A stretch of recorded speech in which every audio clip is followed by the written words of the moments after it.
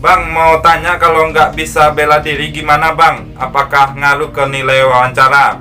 Di video kali ini akan kucoba menjawab pertanyaan-pertanyaan seputar CPNS penjaga tahanan di Kementerian Hukum dan HAM.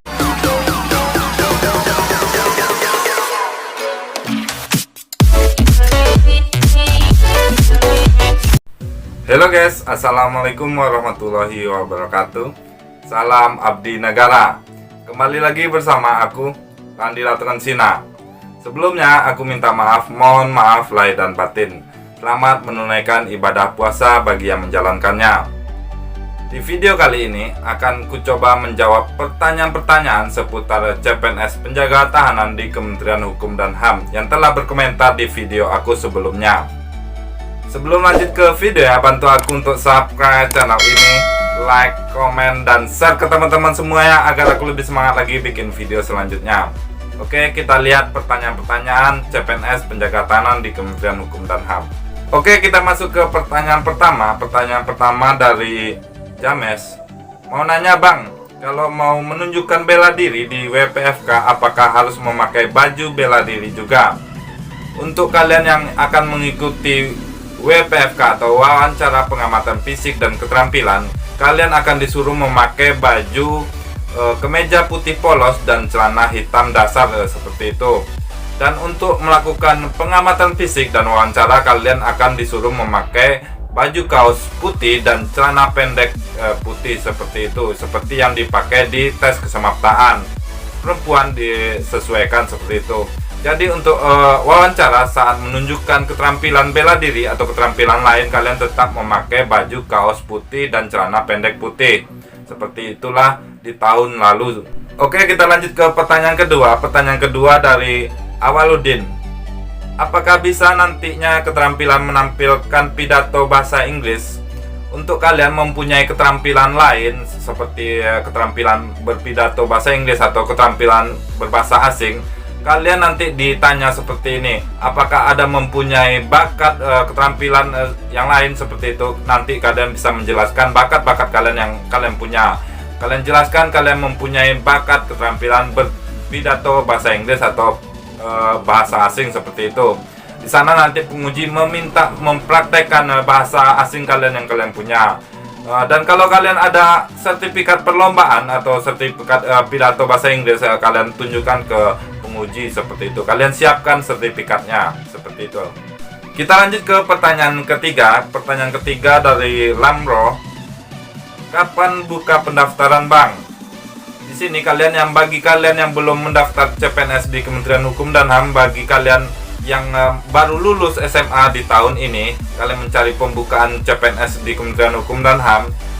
Untuk kalian yang mencari pembukaan CPNS di Kementerian Hukum dan HAM di tahun 2020 ini masih belum buka seperti itu. Info pastinya belum ada. Tapi persiapan aja di bulan September 2020 katanya ada pembukaan, tapi kita tunggu aja bagaimana info pastinya. Karena di tahun CPNS 2019 ini masih belum selesai karena ada bencana alam nasional yaitu COVID-19, darurat COVID-19 ini, karena masih tertunda seleksi CPNS di tahun 2019 ini. Maka dari itu mungkin CPNS tahun 2020 masih menunggu keputusan pastinya apakah ada atau tidaknya. Kalian tunggu aja keputusan pastinya di Twitter resmi di BKN atau di web resmi CPNS Kementerian Hukum dan HAM seperti itu. Kita lanjut ke pertanyaan selanjutnya. Pertanyaan selanjutnya dari Sepri. Bang, gigi bang satu berlubang dan satu dah ku cabut. Apakah kalau aku memasang gigi palsu dan menambal gigi berlubang, apakah bisa lolos tahun ini bang? Untuk seleksi CPNS di Kementerian Hukum dan HAM, khususnya formasi penjaga tahanan di tahun lalu, tidak ada pemeriksaan gigi, yaitu tidak ada pemeriksaan gigi yang berlubang atau gigi yang dicabut seperti itu.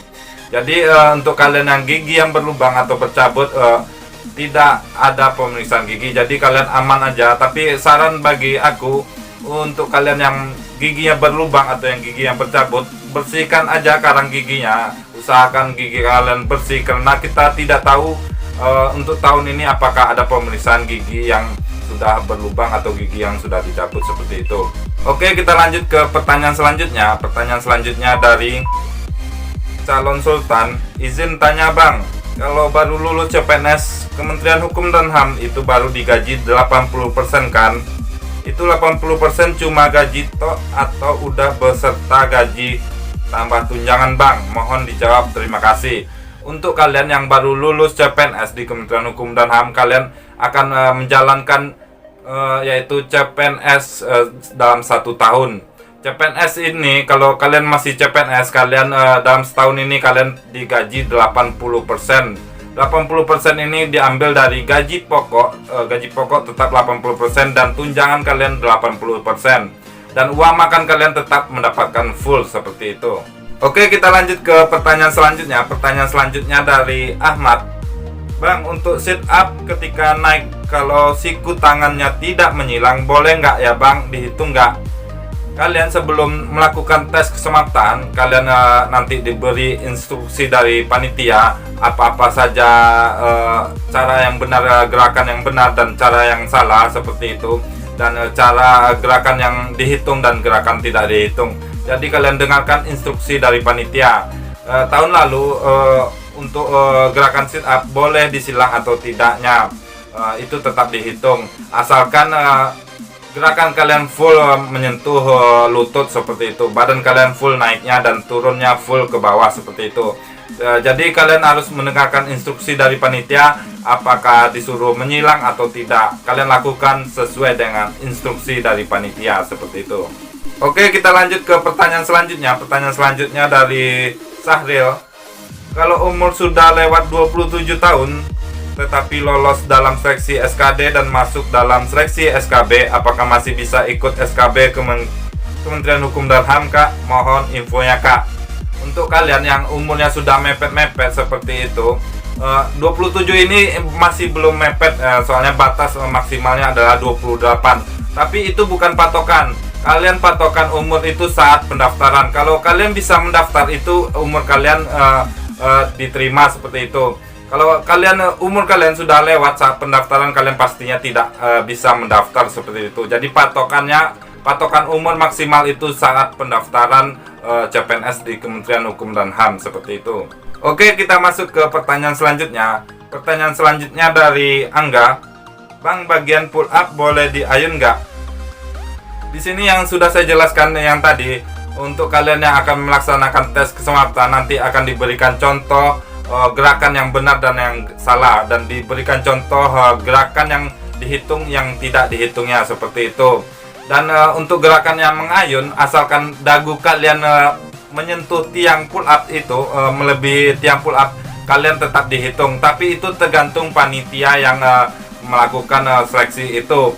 Jadi saran bagi kalian, untuk kalian adalah kalian lakukan gerakan yang benar, jangan sampai mengayun dulu. Tapi kalau emang waktu kalian tidak bisa lagi, kalian lakukan gerakan mengayun seperti itu. Kalau kalian sudah tidak bisa lagi, tidak kuat lagi, kalian lakukanlah gerakan mengayun untuk menambah nilai kalian kalau seandainya itu dihitung oleh panitia.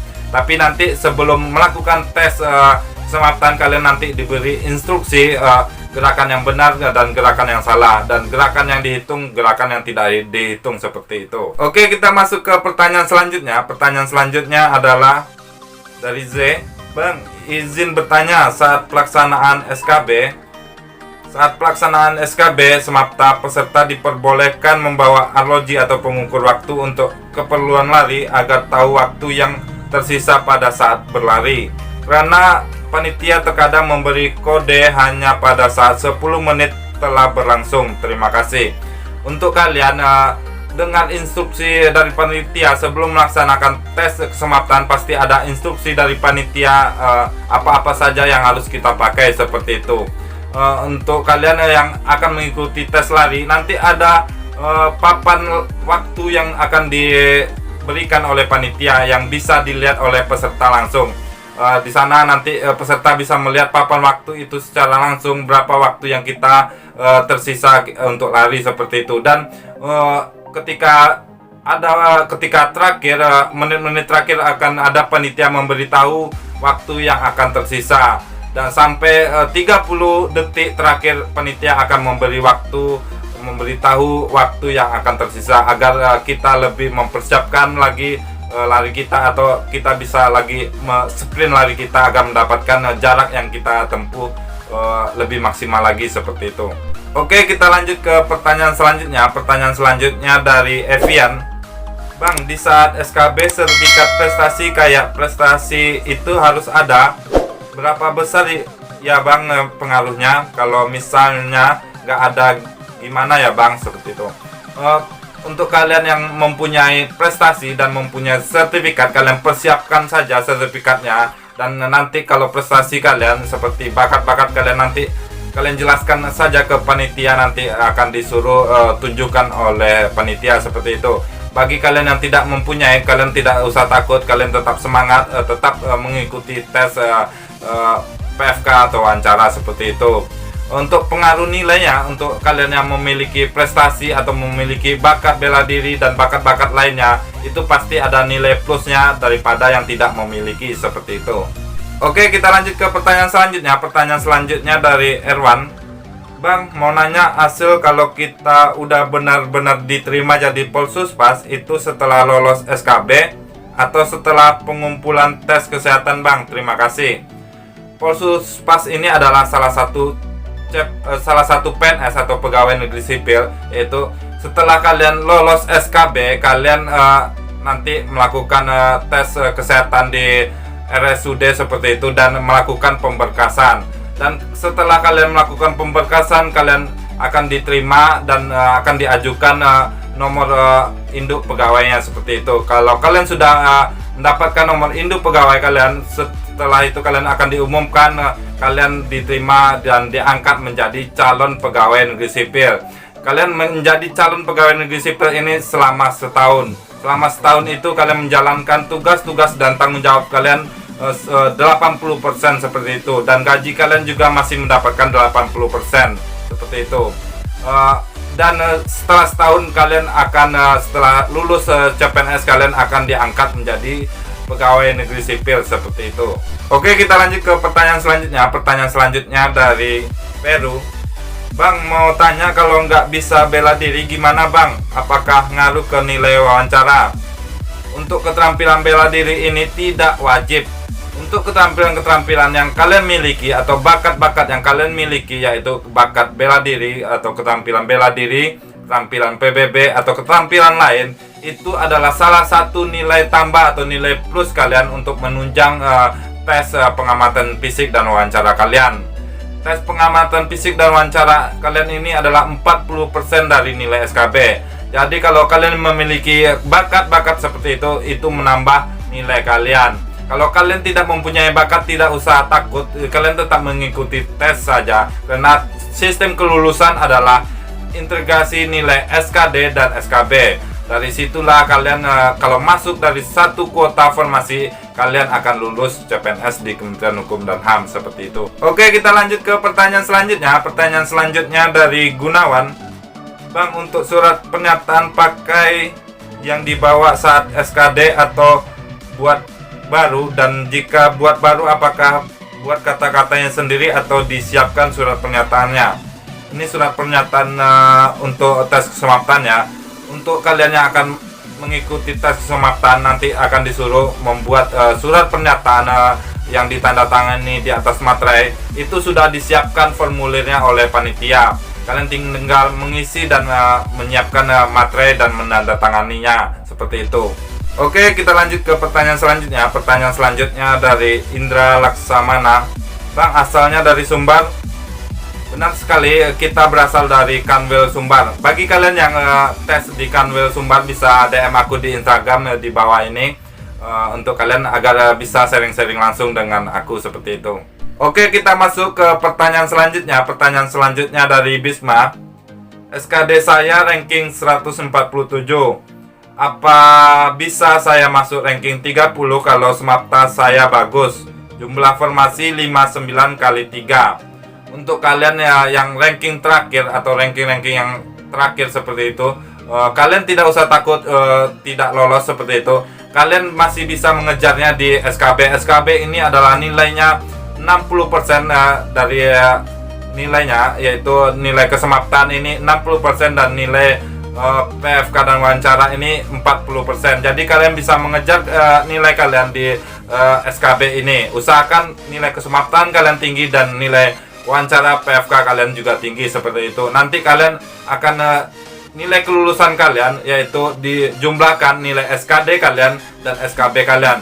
SKD ini 40% dan SKB ini 60%. Jadi kalian masih bisa mengejar di nilai SKB ini. Usahakan kesemaptan kalian dan wawancara pengamatan fisik kalian tinggi seperti itu. Pasti kalian bisa lolos kalau kalian masuk ranking dari 1 kali kuota formasi seperti itu. Oke, kita lanjut ke pertanyaan selanjutnya. Pertanyaan selanjutnya dari Joris. Bang, untuk tes SKB habis kesemaptan langsung diwawancara ya Bang? Untuk tes SKB ini ada 2 bagian, yaitu tes kesemaptan dan tes PFK dan wawancara seperti itu. Tes kesemaptan ini setelah kita melakukan tes kesemaptan, seminggu selanjutnya akan melakukan tes wawancara atau pengamatan fisik dan keterampilan seperti itu. Jadi untuk tes kesemaptan dan wawancara itu berbeda hari seperti itu. Oke, kita lanjut ke pertanyaan selanjutnya. Pertanyaan selanjutnya dari Suhendra. Bang, kalau gerakan karate yang dasarnya aja nggak apa-apa kan? Kayak cara nepuk, tendang, tangkisan, serta bantingan.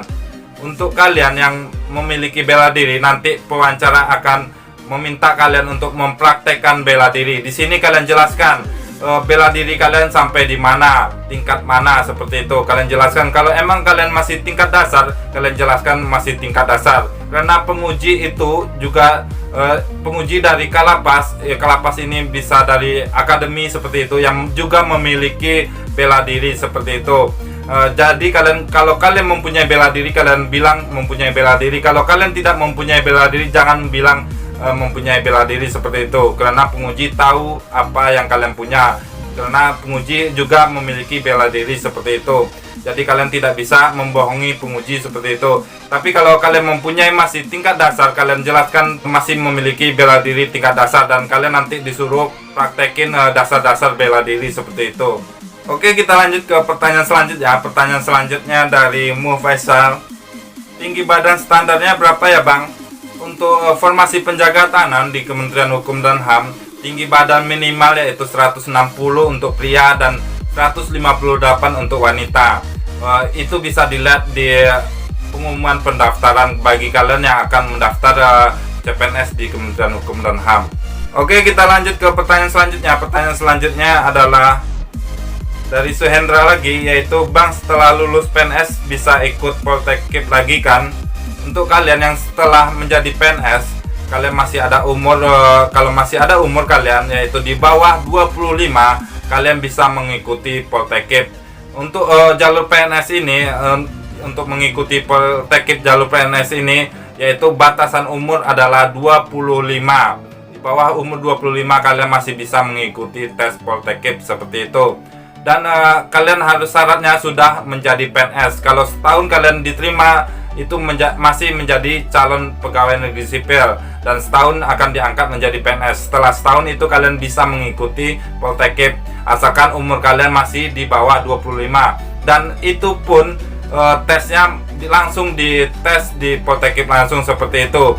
Dan untuk kalian harus ada surat izin atau harus ada izin dari atasan atau Kalapas langsung seperti itu. Kalau Kalapas kalian mengizinkan untuk kalian tes, kalian akan bisa mengikuti tes seperti itu. Tapi kalau Kalapas kalian sendiri tidak mengizinkan, kalian tetap saja tidak akan bisa mengikuti tes Poltekip seperti itu.